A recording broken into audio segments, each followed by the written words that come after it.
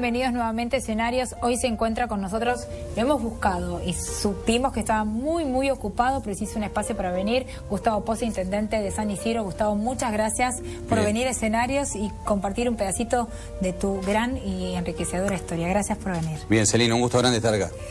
Gustavo, detrás del intendente de San Isidro y toda una historia increíble, hubo un niño que era como... Yo te veo travieso, no sé, pero creo que eras como muy travieso. Contame. Familia normal, papá médico, pediatra. Eso ya no era tan normal porque en aquella época ser hijo de un pediatra era como ser hijo de un astronauta, ¿no? Ah, ¿sí? Se veía como... Había dos cosas que me vinculaban. Una, que antes de que yo naciera mi padre había sido intendente. Había sido intendente con 24 años y era pediatra ya desde los 22. Así que se lo conocía mucho por cómo había sido, un cambio enorme que había hecho en San Isidro en aquella época. Y después la cuestión era que los chiquitos vinieran a la casa de la mano de sus padres cuando se sentía mal y él no abría el consultorio, los atendía en el living. O me acuerdo que tenía un auto muy bueno, porque con ese auto se trasladaba a todos los lados donde lo llamaran. En aquella época no había celulares. Claro. Entonces...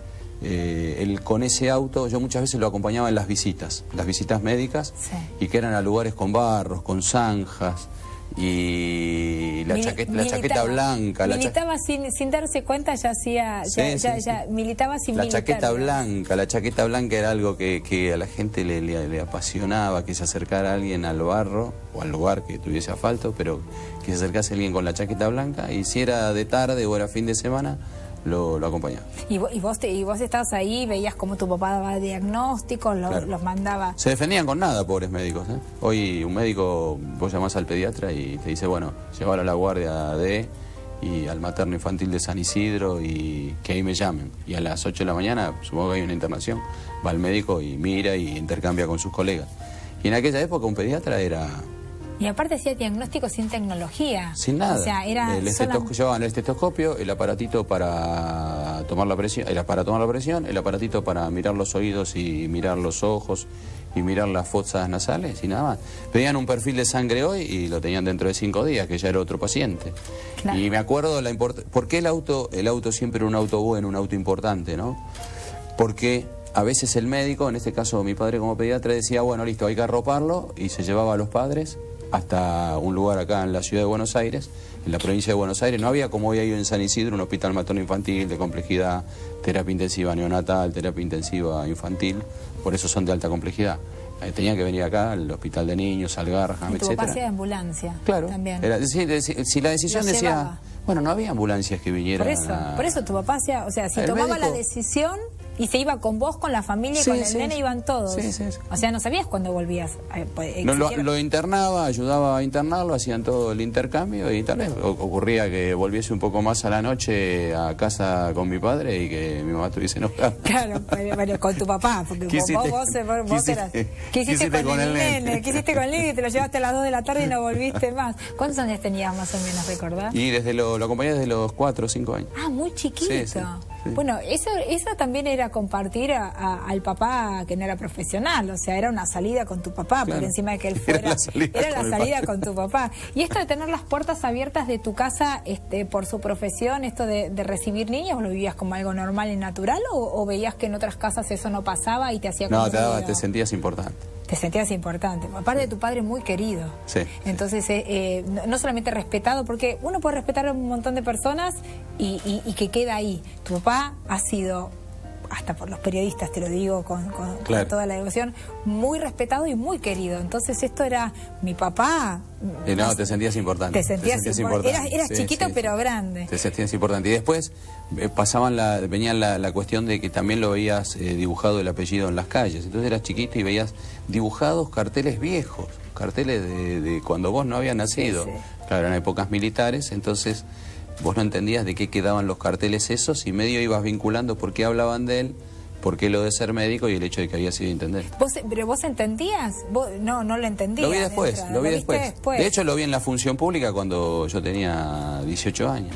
Ya, bueno, pero ya más grande, con capacidad para comprender. Pero a mí me queda registrado... Era papá famoso, digamos. A mí me queda registrado él como pediatra, ¿no? Lo otro ya lo vi adulto. Lo viste adulto, pero él era pediatra. Sí.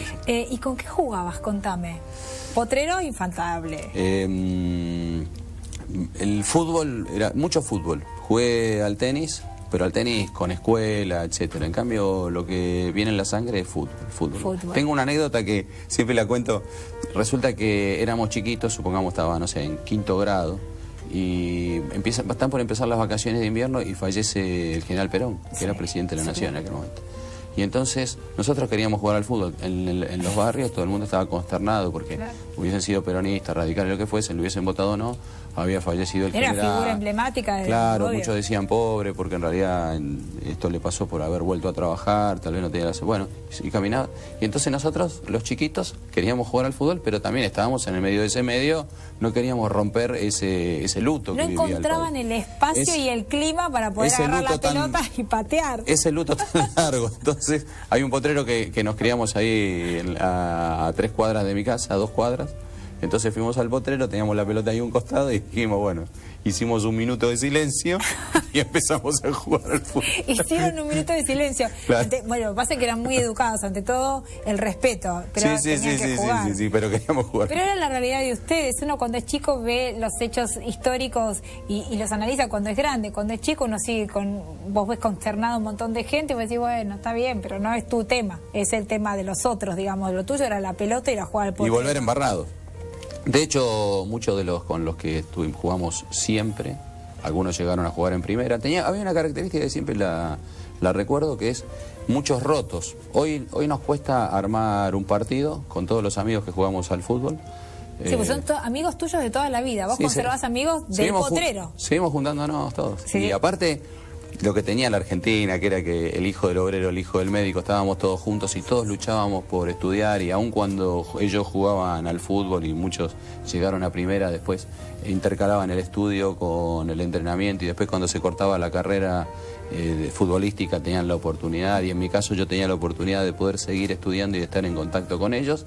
Y hoy, tantos años después, seguimos juntándonos a comer asado y a armar un partido, pero los mejores están todos rotos, ¿no? Claro, claro. Los que jugaron en primera. Sí, los que menos jugamos todavía seguimos vigentes. ¿Con ser jugador de fútbol? Sí, era una posibilidad de chico. Llegué a probarme en 2 clubes, jugué poquito, uno de ellos fue en Almagro, pero en realidad tenía más mente más que de futbolista. No aguantaba tanto el tema de lo del entrenamiento o lo de postergar el estudio, o que se me armara mal la cuestión del colegio por el tema del entrenamiento. ¿Era un tema tuyo o era mandato familiar? ¿Qué se hablaba en la mesa familiar? Tu mamá, pobre santa, tres varones. Es una casa como hoy, es una casa de lucha, que es la casa, o sea, esas casas tenían un mandato, que es que había que tener una profesión de base. Claro, por supuesto. Entonces, lo que ellos querían era que vos tenías que ser médico, ingeniero... abogado, doctor, profesional. Sí. Sobre todo eran profesiones de base de esas fuertes, ¿no? Sí. Y en el caso de lo de mi papá, él miraba mucho el ejercicio liberal de la profesión, que fuese una profesión que no tuvieses que depender. Y entonces el hecho de ser abogado, si bien él era médico, le dio una satisfacción muy grande. Te daba... Mi mamá era abogada. Claro, tu mamá era abogada, por abogada. eso. Por algún lado, a veces uno no agarra nada de los mandatos.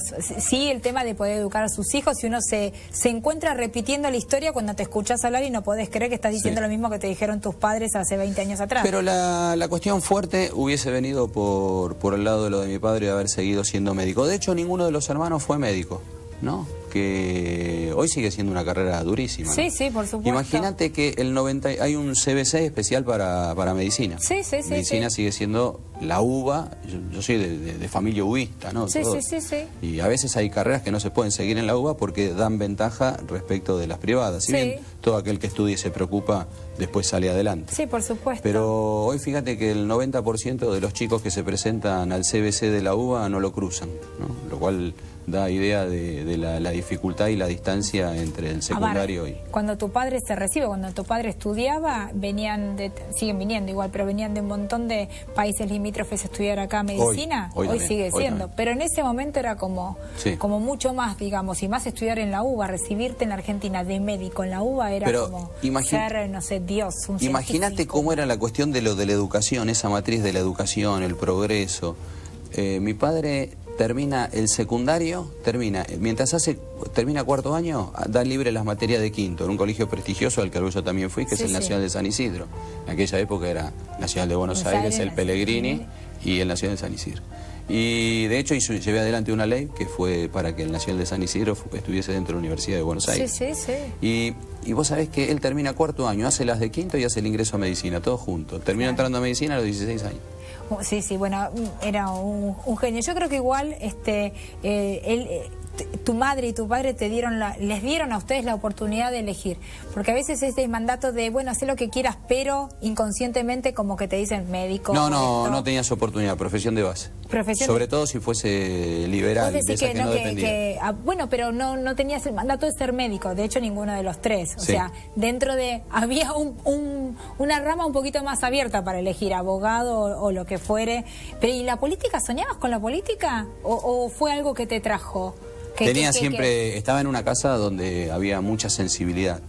Tal vez no tanto ideologismo, pero lo que había era mucha sensibilidad de pobre gente, perdió el trabajo tal persona. Eso es lo que se hablaba en la mesa familiar. Cerraron tal fábrica, se abrió tal lugar, era lo negativo, lo positivo y siempre... Y bueno, cuando tuve la oportunidad de... A los 14 años entré a la Escuela de Formación del Desarrollismo. Tuve la oportunidad de conocerlo a Rogelio Frigerio. Tuve la oportunidad de, después en la Escuela de Formación estaba Octavio Frigerio, Carlos Afore, gente importantísima. Un pensador muy importante que se llamaba Marcos Merchensky. Y bueno, después el radicalismo me dio la oportunidad de actuar en política, pero mi primera formación fue en el desarrollo. Pero ahí ya te hacía ruido que tu padre había sido intendente y pensabas que la política era una posibilidad, o lo hacías porque básicamente te querías formar por esto de lo social. Porque tu padre te lleva a lo social del momento que entraba a una casa y se encontraba con la dificultad, no solamente con el chico enfermo, sino con el contexto social. Él tenía mucho registro del otro. En eso era un chico... Cuando me tocan los 14 años ya el plan Martínez Dios hacía mucha eclosión y se notaba la cuestión de lo de la represión. Entonces el país tenía que cambiar. Y entrar por el lado de la formación pensando en que el país podía ser distinto... Ya te hacía algo. ¿Eras travieso además de jugar? Porque sé que ahora corres y todo, pero ¿eras travieso? ¿Soñabas con ser abogado? No, esto era más un mandato, pero en algún momento dijiste, ¿y si soy actor? ¿Eso o no te lo permitiste nunca? Esto de cantar el automovilismo. La tara fue el automovilismo. La tara, el automovilismo. Sí, y después lo hice. Sí. Y después, pero quedó ahí, no como que iba a ser un tema... Es la historia del centauro, ¿no? ¿Por qué el hombre cruza buena parte de la humanidad acompañado y arriba de un caballo? Porque se siente que sus extremos son el caballo. ¿Y por qué el hombre dice, la mujer dice, y frené o doblé? Y en realidad el que doble y el que frena es el auto. Pero sigue siendo, la humanidad hace 100 y pico de años la acompaña ahora a la otra forma del centauro, que es el auto. Fierrero total. Sí. Vamos a hacer un corte y cuando volvamos me vas a contar cómo llegaste hasta acá y cómo te ves en los próximos años. Bien, gracias. No se vaya, que hay más escenarios.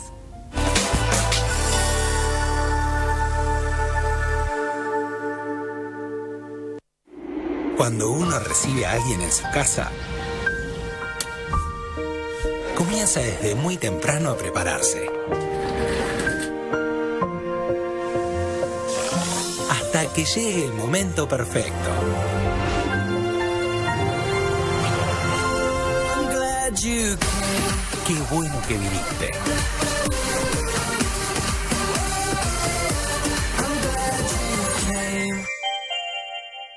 En Carrefour trabajamos para convertirnos en tu comercio preferido, dando empleo a más de 20.000 argentinos en más de 470 sucursales del país y comprometiéndonos con la comunidad y el medio ambiente en cada una de nuestras acciones.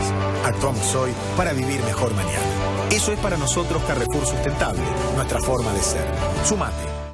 Cumplimos 15 años. Lo celebramos construyendo los edificios 3 y 4 de Aeroparque. Aeropuertos Argentina 2000. Soñamos con vos. A los pequeños deudores, una gran oportunidad. A los que no pudieron pagar, los estamos ayudando con descuentos de hasta un 50%. Estamos apoyando el esfuerzo. Mejor sumate ahora. ALBA. Buenos Aires activa como nunca. Gobernación Daniel Scioli. ¿Usted vio alguna vez a una animadora infantil en vivo? Sí, vi a Yuya. Billulla. ¿Moscardelli le gustan los viajes? Sí, muchísimo. En micro, porque hay que esperarlo en la plataforma. ¿Moscardelli probó con Quiniela Plus? Con Quiniela Plus tenés un pozo mínimo asegurado de $1.000.000 y podés ganar con 8, 7, 6 y 5 aciertos. Lotería de la Provincia.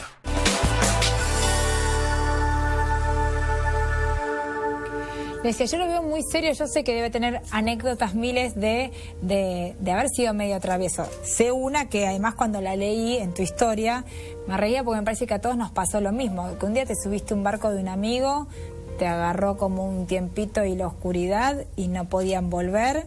Sí. Y cuando volviste, viste la cara de tu santa madre. ¿Y qué pasó? ¿Estaba esperándote? Sí, mi casa es mi casa materna, mi casa ya es en otro lado. Sí, sí, sí. Igual sigue siendo cerca del río, pero era muy poquitas cuadras del río. De la desembocadura del río Luján, el arroyo Sarandí, en el río de la Plata. Sí, sí. Y bueno, me formé ahí y todo, y más de una vez se daba la situación de que se hacía de noche y no volvía en verano. Y una vez sí, la verdad que no es muy recomendable, ¿no? No. Pero mi madre me encerró en la... Se asustó tanto que me llevó de una oreja, cargó la bicicleta arriba del techo del auto, ¿no? Era como un hombre el fuerza. Enloqueció. Sí, me fue a buscar al río y cuando vio que llegábamos en un bote, que era el bote... Claro, era una locura lo que hacíamos. En los botes nos íbamos a pescar, cruzábamos el canal costero y pasaban las chatas areneras. Yo si tuviese un hijo hoy no me hace ruido en la panza, me lo estás contando y digo, si tengo un hijo, pero si fuese chiquito, ¿no? Le enseñé a navegar de otra manera, pero sí. Si fuese chiquito y lo viese que amarraba en las boyas donde pasaban las chatas areneras, que hace toda una... Y sin embargo, no me daba cuenta, no nos dábamos cuenta. Y mi madre nos vio volver entrando por el arroyo Sarandí. Ella nos esperaba ahí mi calle de familia materna, en la calle 33 Orientales. Sale un monumento que es el monumento de los 33 Orientales. Ustedes saben que son los libertadores del Uruguay, de la banda oriental. Y ahí me esperaba mi madre y cuando vi ella tenía un Volkswagen y como a 500 metros entrando por el río de la Plata, me dicen, cambiábamos lugar para remar, ¿no? Y me dice uno de los amigos de estos que jugamos al fútbol, dice, me parece que estás tu mamá. Ya le digo, no puede ser. Cuando cambiamos de lugar, miro y era el Volkswagen de mi madre. Y ella y otras mamás. Y estuve encerrado en la habitación no sé cuánto tiempo. O sea, no recomiendo a ningún padre que encierre la habitación en el hijo. Pero ya sabías que tenías... el miedo y el afán el fútbol cambiarnos. Suspendido, el potrero suspendido. Claro. Todas esas cosas seguro que estaban suspendidas. Pero esas cosas que uno las cuenta y dice que inconsciente, pero cuando uno es chico cree que no pasa nada y que no pasa nada de verdad. Y hay un Dios que nos protege, porque vos lo contás ahora y decís qué horror, pero la verdad que es divertido. Llegás a tu... Y siendo más grande la cantidad de veces que volví nadando y cruzando por el canal costero y saliendo, esto no lo sabe nadie, saliendo a San Isidro, porque a veces lo que vos contabas fracasaba alguna embarcación, algún catamarán y había que dejarlo en algún lado. El Río de la Plata no es como se ve, sino que tiene bancos. Entonces quedaba embancado en un lugar y se nos hacía de noche y cruzábamos el canal costero. ¿No te hacías nadador? No, cruzábamos para sobrevivir, para volver. Pero digo, o sea, sé que sos maratonista, que te gusta correr ahora y que jugaste al fútbol, pero que eras nadador en el río, no lo sabía. Sí, tuve formación en un lugar que hoy lo repetí en todo San Isidro, mi padre lo hizo y yo lo repetí en más localidades, que es tener campo de deporte en todas las localidades, y en un lugar en San Fernando, porque en San Isidro no había, cuando era chico se llamaba el CEF número 13, que era del Instituto Nacional de Educación Física. Aprendiste. Ahí tuvimos montones de cuestiones de defensa civil y demás, y hoy en San Isidro hay escuelas de adolescentes en el río. Varias veces me tocó quedarnos y cruzar el canal costero. Desde tu experiencia personal y de todo lo que viste en tu niñez, aplicás hoy en la Intendencia. O sea, sabés que lo que vos hiciste, otro lo puede hacer, así que vayan a nadar. Lo quiero para todos. Lo querés para todos. Lo quiero para todos. Y lo que veo en otros lugares, que es bueno, lo quiero también para nuestro lugar. Eso es tener, eso me parece que es tener una inteligencia, porque viste que uno dice, lo hizo fulano, yo no lo hago, esto pasa en la política. Me parece que esto que está bueno, si lo podemos replicar acá, qué bárbaro. ¿Cómo lo hiciste? Hoy a la mañana tocaba, después del trabajo de muchos meses, la firma del convenio, igual ya estábamos trabajando, de la Fundación Conciencia con el municipio de San Isidro por el programa de Cartoon Network, que es el de Basta de Bullying.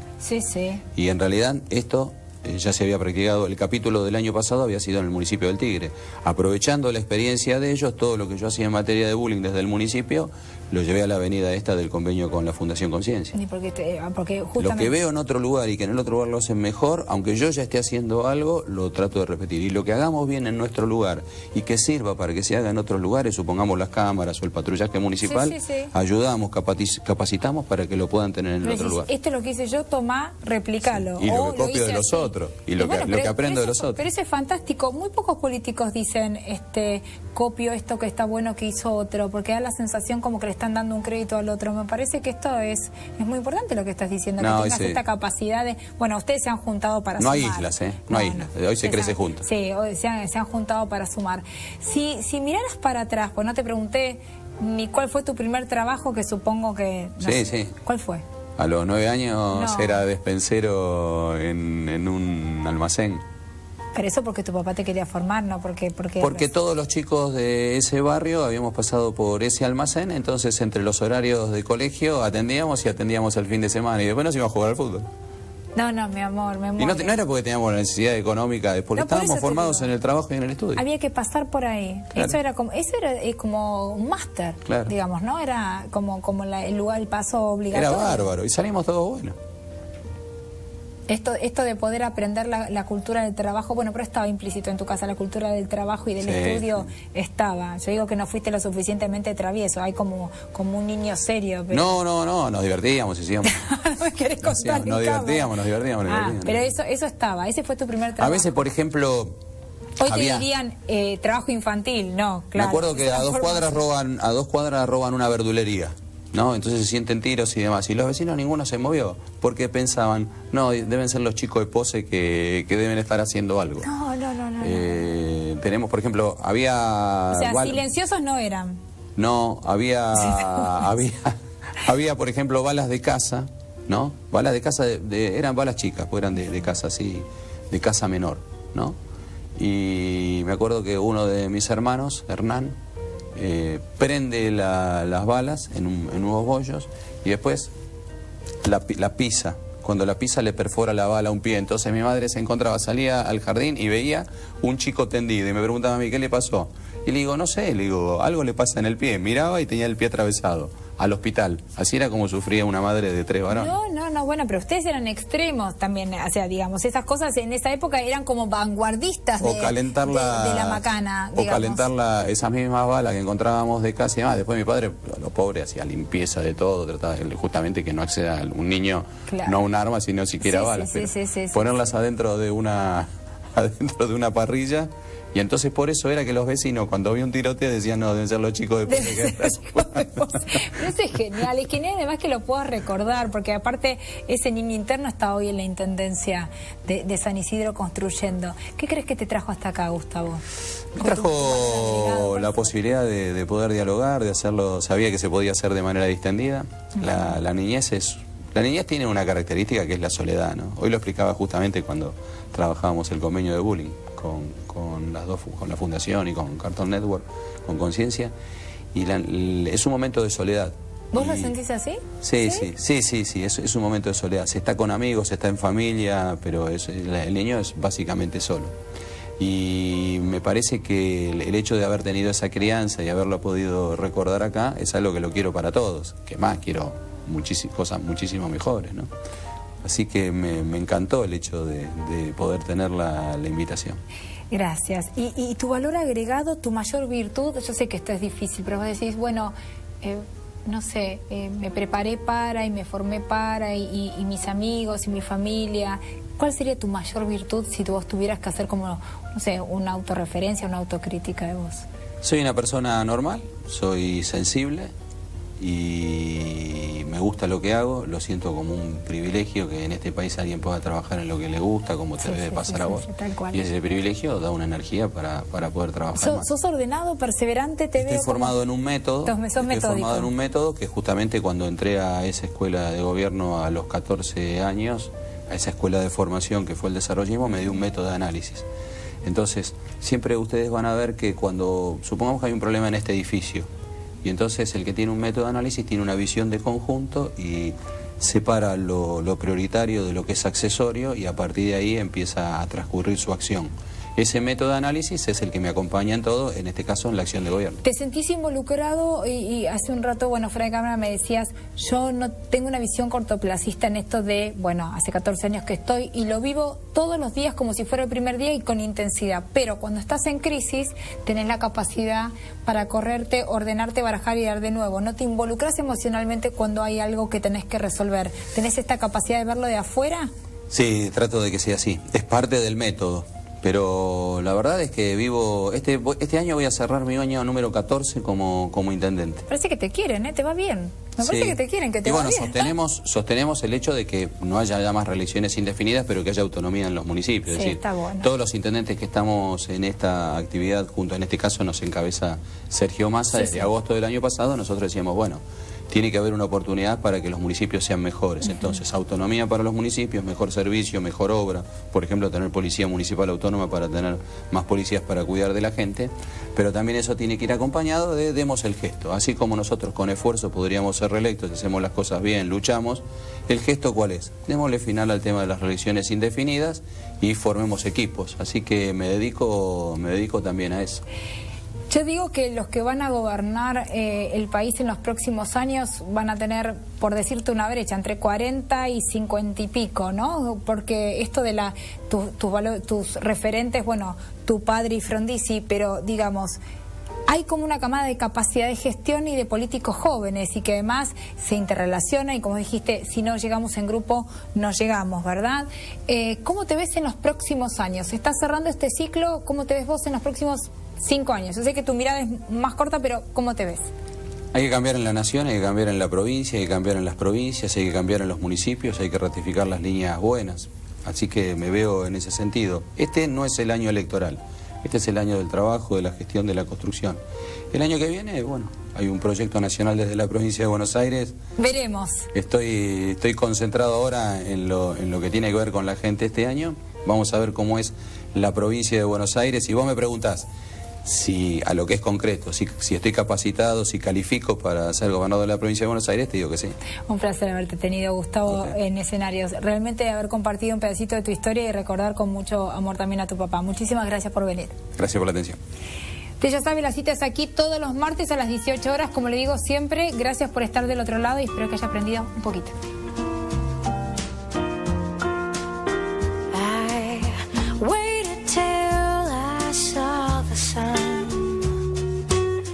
Don't know why I didn't come.